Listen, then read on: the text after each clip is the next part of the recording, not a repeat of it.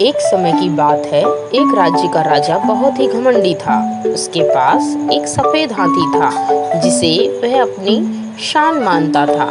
राजा का जन्मदिन नजदीक था और उसने सभी राजाओं को आमंत्रित किया। सब जानते थे कि राजा अपने घमंड के लिए बहुत प्रसिद्ध है, इसलिए वे उसके बुलावे को टाल नहीं सकते थे। जन्मदिन के दिन महल को अद्भुत तरीके से सजाया था। राजा ने गर्व से सभी राजाओं के सामने अपने सफेद हाथी की तारीफ की और उसने कहा, ऐसा हाथी दुनिया में और कहीं नहीं मिलेगा। सभी राजा उसकी बात सुनते रहे, लेकिन उनके चेहरों पर नाराजगी साफ झलक रही थी। रात गहराई और सभी राजा अपने कमरों में चले गए। राजा भी सोने चला गया, लेकिन इस बार कुछ अजीब हुआ। रात के सन्नाटे में राजा का सफेद हाथी महल से गायब हो गया। सुबह जब महल में हलचल मची तो पता चला हाथी कहीं मिल नहीं रहा है। राजा ने तुरंत अपने सैनिकों को हाथी की तलाश में भेजा। लोग भी मदद करने लगे, लेकिन हाथी का कोई पता नहीं चला। राजा घबरा गया और खुद उसे खोजने निकल पड़ा। आखिरकार एक पहाड़ी पर उसे हाथी दिखाई दिया, लेकिन कोई भी उसके पास जाने की हिम्मत नहीं कर रहा था।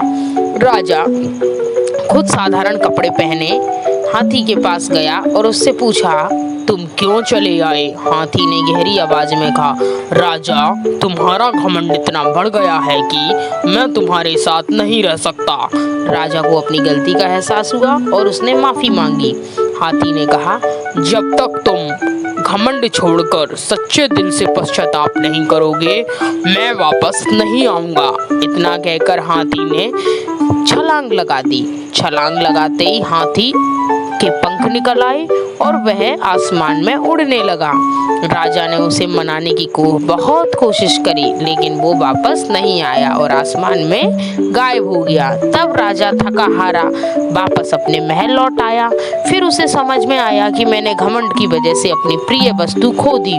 उसने सभी राजाओं से माफी मांगी और वादा किया वह आगे से कभी घमंड नहीं करेगा। शिक्षा, घमंड से सच्चा सुख नहीं मिलता, इसलिए विनम्र और सरल रहना चाहिए।